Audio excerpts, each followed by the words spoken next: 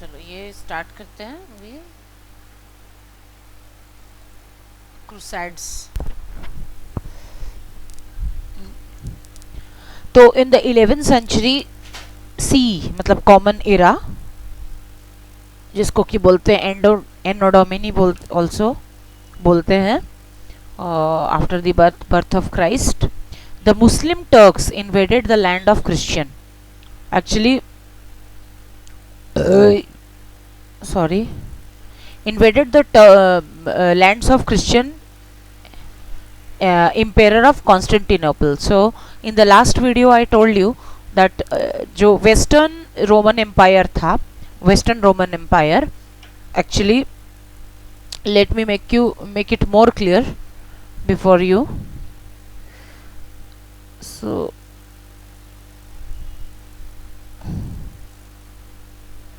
just a minute. Okay, let me make it more clear before you. So this one, so this is Roman Empire, right? So if this is Roman Empire, so this is full Roman Empire, right? This is full Roman Empire. So this is Mediterranean Sea, this area Mediterranean Sea, and in my last video I have told you that around this Mediterranean Sea, the Romans, started expanding their places, started expanding their their kingdom, and around the whole Mediterranean Sea, this part we could see, this part, this whole part,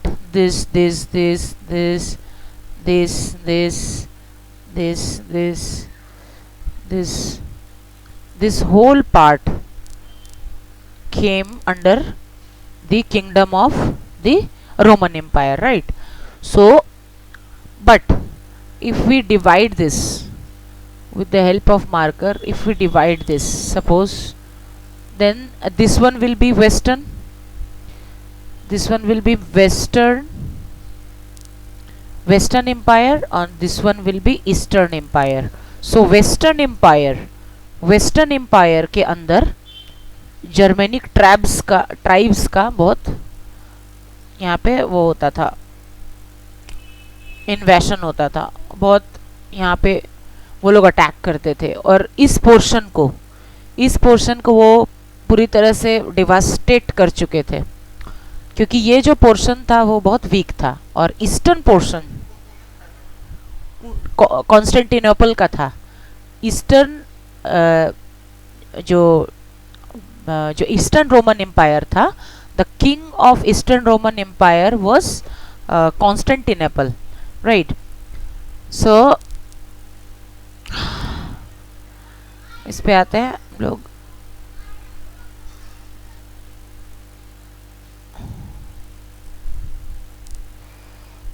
तो इसी के बारे में अभी हम लोग देखें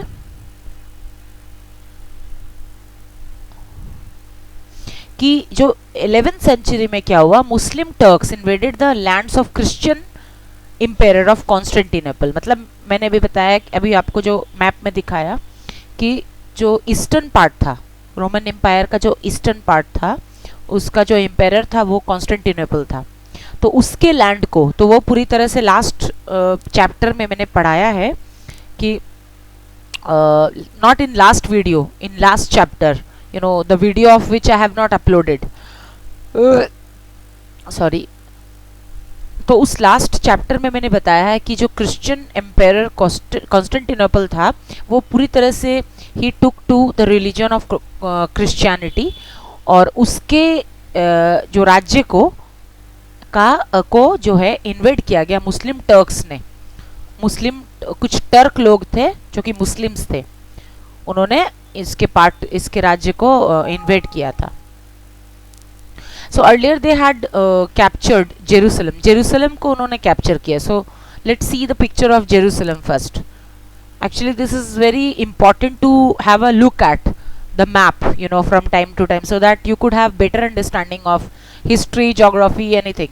Without having look at maps, you could never understand the things properly. So I would rather suggest you please go for maps again and again. So Jerusalem, देखिए इस जगह में जेरूसलम है, ये इस जगह में कहीं पर है Jerusalem.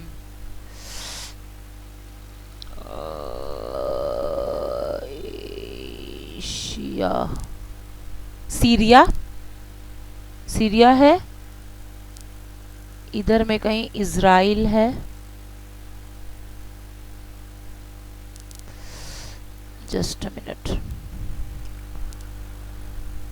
So see here, so हम लोग पढ़ रहे थे कि they had captured Jerusalem which was a part of holy land of the Christians. So हम किसके बारे में बात कर रहे थे? ये जो मैप है, इस पार्ट का, जो रोमन एम्पायर का जो ईस्टर्न पार्ट था, ईस्टर्न पार्ट, तो ये जो जेरूसलम, देखिए ये जेरूसलम में वो लोग अटैक कर दिए थे। वो जो मुस्लिम टर्क्स थे इस एरिया पे Jerusalem, in the last chapter I have already taught that you know यहाँ पर जो क्राइस्ट थे उन्होंने अपना जो टीचिंग्स को फैलाया था और people started taking up Christianity as their religion, और पूरा स्प्रेड ऑफ क्रिश्चियनिटी उन्होंने किया था इस जगह पे। और ज़ियोडिया से लेकर गैलीली तक अपने डिसाइपल्स के साथ वो घूम घूम के उन्होंने प्रीचिंग की थी। और ही taught people to take Christianity as their religion, and he started making people spiritual, क्योंकि बहुत लोगों में बहुत लोगों में बहुत मतलब लोगों में नहीं, एक्चुअली यहाँ पर रोमन का राज्य होता था, रोमन गवर्नर को यहाँ रखा गया था, तो वो लोग यहाँ के लोगों पे बहुत ही अत्याचार करते थे। तो उसके बाद जैसे ही क्राइस्ट का जन्म हुआ तो वो लोगों के बीच स्पिरिचुअलिटी फैलाने की चेष्टा किए कि अत्याचार मत करो, you should not be oppressive, you should love God, you should love people, तो उसको वो फैलाने लगे। तो इसी जगह में कॉन्स्टेंटिनोपल जो यहाँ का राजा था उस वो भी धीरे धीरे, मैंने जो रोम का राजा था वो भी धीरे धीरे क्रिश्चियनिटी को अपना लिया और पूरी तरह से क्रिश्चियन हो गया। लेकिन उसके बाद क्या हुआ, यहाँ पर मैंने जैसे बताया कि बाहर से अटैक्स होते थे, मैंने बताया कि बाहर से अटैक्स होते थे। तो let me try if I can write upon this.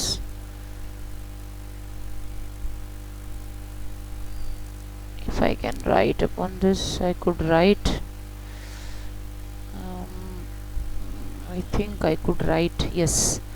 So मैंने बताया कि बाहर से अटैक्स होते थे, बाहर से हमेशा जो ट्राइब्स का अटैक्स होता रहता था, सब जगह से रोम पर अटैक्स होता रहता था, रोमन एम्पायर के अंदर।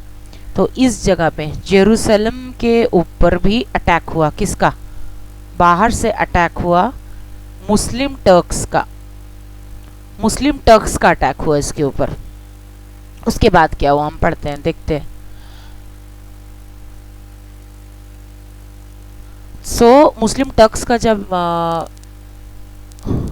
कहाँ गया, कहाँ थे हम लोग, मुस्लिम टर्क्स का इन्वेड हुआ, तो वहाँ पर कॉन्स्टेंटिनोपल वहाँ के राजा थे। The pope appeal to all, अब वहाँ का जो रोमन चर्च था, वहाँ का जो पोप था, राजा था, वो लोगों को अपील किया क्रूसाइड करने के लिए। क्रूसाइड का मतलब होता है युद्ध, ऐसा फाइट जो कि किसी अच्छे चीज को बचाने के लिए होता है।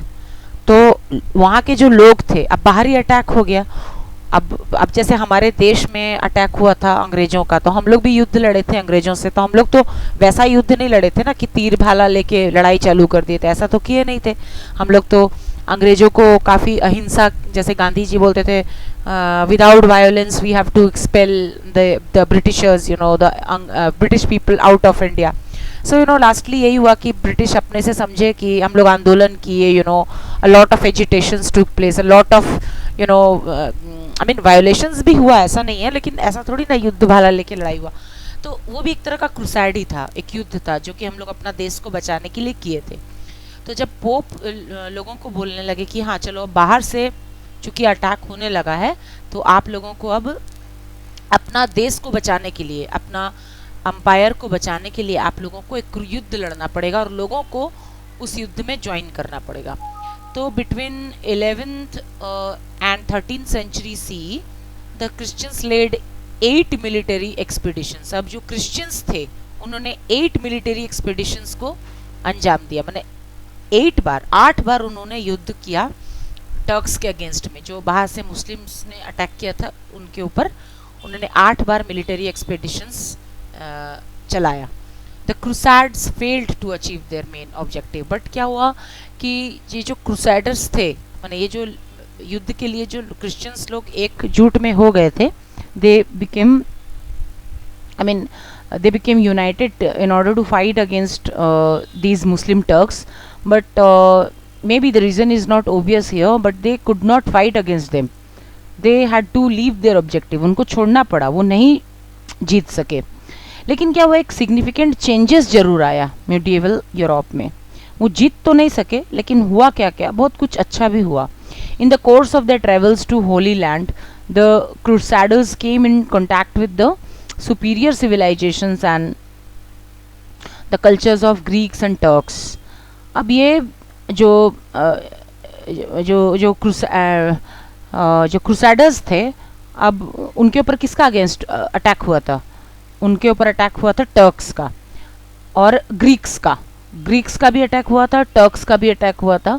तो जब वो लोग का अटैक हुआ तो वो लोग आके तो इन लोग के पास रहने लगे, माने धीरे धीरे मिंगल होने लगे, धीरे धीरे मिलने लगे, आपस में मिसने लगे। तो ये जो ग्रीक्स थे, ये जो ग्रीक पीपल थे, लेट मी क्लोज दिस,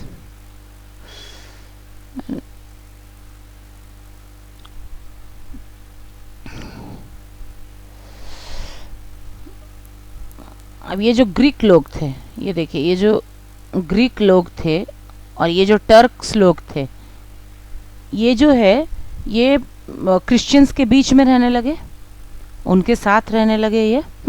तो जब साथ रहने लगे तो ये जो क्रिश्चियंस थे ये इनका कल्चर को लेने लगे आपस में। अब आपस में कोई दो जन, हम लोग जो है किसी भी स्टेट में, मान लीजिए हम लोग यहाँ वेस्ट बंगाल में रहते हैं, तो यहाँ का कल्चर हम लोग बहुत चीज़ हम लोग यहाँ का टेकअप कर चुके हैं। सो आप किसी भी स्टेट में रहे, कोई भी स्टेट में आप रहें, तो उसी स्टेट का आप बहुत सारा चीज़ों को अपनाने लगते हैं, यू स्टार्ट फॉलोइंग दैट। तो उसी चीज़ को बोलते हैं कि मिंगल हो जाना, मिक्स हो जाना। तो ये लोग भी जब ग्रीक और टर्क्स ये क्रिश्चियंस के बीच में आए तो ये भी बहुत सारे चीज़ें अपने साथ लाए जो कि क्रिश्चियंस के बीच में फैल गया। तो क्या लाए? Western education. ग्रीक्स कहाँ से आए थे? वेस्ट की तरफ से आए थे। तो वेस्टर्न एजुकेशन को लेके आए, लर्निंग को लेके आए, और उसी से स्टार्ट हुआ रेनासा। रेनासा क्या होता है? रेनासा किसको बोलते हैं? ये उसी से स्टार्ट हुआ रेनासा। रेनासा किसको बोलते हैं? अब भाई रेनासा होता है कि जब लोग एकदम नई नई चीज़ों को सीखने लगे, नए नए आर्ट्स, नई नई लर्निंग, नई नई स्टडीज़ को जब लोग सीखने लगे, तो वो एक समय आया रेनासा कि एक नया युग चालू हुआ, एक नए चीज़ों को सीखने का समय चालू हुआ, उसको रेनासा बोलते। It's a very deep concept, so now we can not go deeper into that. So अभी के लिए आप इतना ही जानिए। तो वो समय आया, एक रेनासा का समय आया। उसके बाद क्या हुआ कि जो crusaders learn the use of gun powder. अब जो क्रूसैडर्स थे वो गन पाउडर का यूज़ को भी जाने। पहले वो लोग गन पाउडर, गन्स यूज़ करना तो जानते नहीं थे, भाला वाला से लड़ते होंगे वो लोग। और वेस्ट की तरफ से जब टर्क्स और वो ग्रीक लोग आए तो वो लोग अपने साथ गन पाउडर, गन, ये सब लेके आए अटैक करने के लिए। तो क्रूसैडर्स जो लड़ाई कर रहे थे उनको भी इसका आइडिया हुआ कि कैसे गन पाउडर चलाया जाता है, कैसे गन चलाया जाता है। टर्क्स से वो सीखे। These two discoveries contributed to the decline of feudalism. So feudalism किसको बोलते हैं? सो फ्यूडलिज्म किसको बोलते हैं? फ्यूडलिज्म पहले के ज़माने में क्या होता था, यूरोप के मिडिएवल एज में फ्यूडलिज्म एक सोशल सिस्टम था जिसमें क्या होता था कि there were people who owned lands, बहुत बड़ा बड़ा लैंड्स होता था उनके पास। और तो those people what they did, they owned bigger lands, उनका बहुत बड़ा बड़ा लैंड होता था जिनके वो मालिक हुआ करते थे। लेकिन उन उन लैंड्स का क्या यूज़ है? उन लैंड के ऊपर ओबियसली फार्मिंग होगी, कोई कुछ उगाएगा। जो गरीब किसान होते थे वो वहाँ पे फार्मिंग करते थे, वेजिटेबल्स वगैरह ग्रो करते थे, फसलें ग्रो करते थे। लेकिन अब वो जो जो उन लैंड्स का जो मालिक था, जो ओनर होता था, वो फ्री में तो उन गरीब लोगों को अपना लैंड यूज़ करने नहीं देगा ना, उसके बदले में कुछ लेगा। अब वो जो गरीब लोग, जो फार्मर्स होते थे, उनके पास देने के लिए पैसा तो होता नहीं था। बड़े बड़े जो ओनर्स ऑफ लैंड्स थे, जो इतने बड़े बड़े लैंड्स के जो मालिक होते थे, उनके पास उनको देने के लिए फार्मर लोग के पास पैसा तो होता नहीं था। तो वो लोग क्या बोलते थे कि फार्मर लोग को, जो गरीब लोग होते थे, कि तुम लोगों को हम लोगों की रक्षा करनी पड़ेगी। माने तुम लोगों को हर समय जब भी हम लोग के ऊपर कोई अटैक करेगा तो तुम लोगों को क्या करना पड़ेगा, हम लोग के लिए हर समय वो आर्मर्ड होता है ना, कि हर समय भाला, पहले के ज़माने में तो यही सबसे लड़ाई होती थी ना, स्वॉर्ड, भाला, एंड मेटल से बने हुए जो औजार होते थे, जो मेटल से बने हुए जो जो अटैक करने का जो मतलब मेटल से बने हुए जो अटैक करने की जो चीज़ें होती थी, वो उनसे, उनकी मदद से वो उनको, उन लैंड ऑनर्स का मदद करना पड़ेगा, उनका रक्षा करना पड़ेगा। इसके बदले में जो फार्मर लोग, जो गरीब लोग जो है, अगर जब उन लोग लैंड ऑनर्स लोग का रक्षा करेंगे, इसके बदले में जो लैंड ऑनर्स है वो अपना जमीन को, अपना जो लैंड है वो फार्मर्स को देंगे, so that they could do farming upon those lands. ठीक है, इस सोशल सिस्टम को फ्यूडलिज्म बोला जाता था। लेकिन जब गन पाउडर और गन का डिस्कवरी हो गया, मतलब ये जो क्रिश्चियन लोग थे, ये लोग जो क्रिश्चियन लोग थे, जो युद्ध कर रहे थे अगेंस्ट द टर्क्स, माने मुस्लिम टर्क्स के अगेंस्ट में लोग लड़ाई कर रहे थे कि भाई तुम लोग यहाँ से जाओ, लेकिन जीत तो नहीं पा रहे थे क्योंकि इनके पास गन पाउडर था, गन्स था, और इनके पास क्या था, सिर्फ स्वॉर्ड, भाला, ये सब था। ये सब के कारण इनके पास ज़्यादा पावरफुल आर्म्स था, ज़्यादा पावरफुल आर्म्स था टर्क्स के पास, और क्रिश्चियंस के पास उतना पावरफुल आर्म्स नहीं था, इसलिए वो जीत नहीं पा रहे थे। लेकिन गन पाउडर और गन्स का जो नॉलेज इनको मिला, किसको, क्रिश्चियंस को जो नॉलेज मिला इसके बारे में, उससे फ्यूडलिज्म खत्म हो गया। माने अब जो लैंडलॉर्ड होते थे उनको इनकी ज़रूरत नहीं है, अब ऐसी कोई लोगों की ज़रूरत नहीं है जो उनका तलवार और भाला से रक्षा कर सके, क्योंकि वो खुद अपने पास गन्स रखने लगे। जो लैंडलॉर्ड होते थे उनके पास गन होने लगा और वो गन से अपनी रक्षा खुद कर सकते थे, और इस तरह से अब वो लोग को वो गरीब किसानों की ज़रूरत नहीं पड़ती थी। तो इस तरह से इस जो फ्यूडलिज्म जो सिस्टम था उसका डिक्लाइन हो गया। और ये जो armoured knights had outlived their usefulness, और उनका यूजफुलनेस खत्म हो गया क्योंकि अब they were no longer required. अब उनका क्या ज़रूरत है, जब यहाँ के जो लैंडलॉर्ड्स होते थे वो अपने पास गन रखने लगे, तो उनको अब ऐसे लोगों की क्या ज़रूरत है जो स्वॉर्ड से और भाला से उनकी रक्षा कर सके, कोई ज़रूरत ही नहीं है। तो उसका डिक्लाइन हो गया। यूरोप री established direct trade contacts with other parts of the world, और जो यूरोप था, जो ईस्टर्न पार्ट के बारे में बात हो रही है, ये other parts of the world से ट्रेड करने लगा। The crusades got a taste of luxurious life style of the east, और जो क्रूसैड्स है got a taste of luxurious life style of the east, उनको एक लग्जूरियस लाइफ स्टाइल का taste आ गया। To meet the demand for luxury items, European trade began to establish trade links with the east, और जो European traders थे वो European traders जो थे वो began to establish trade links with the east. As trade increased the economy of Europe flourished. अब वो trade करने लगे और वहाँ का इकोनॉमी बहुत फ्लोरिश होने लगा. Many new towns and cities were established. Traders and manufacturers demanded better conditions of law and order. तो बहुत सारा टाउन्स एंड सिटीज एस्टेब्लिश किया गया और ट्रेडर्स और मैन्युफैक्चरर्स, अब बहुत सारा चीज को मैन्युफैक्चर किया जाने लगा. Let's go to the next page. Yeah, I think this one is the next page.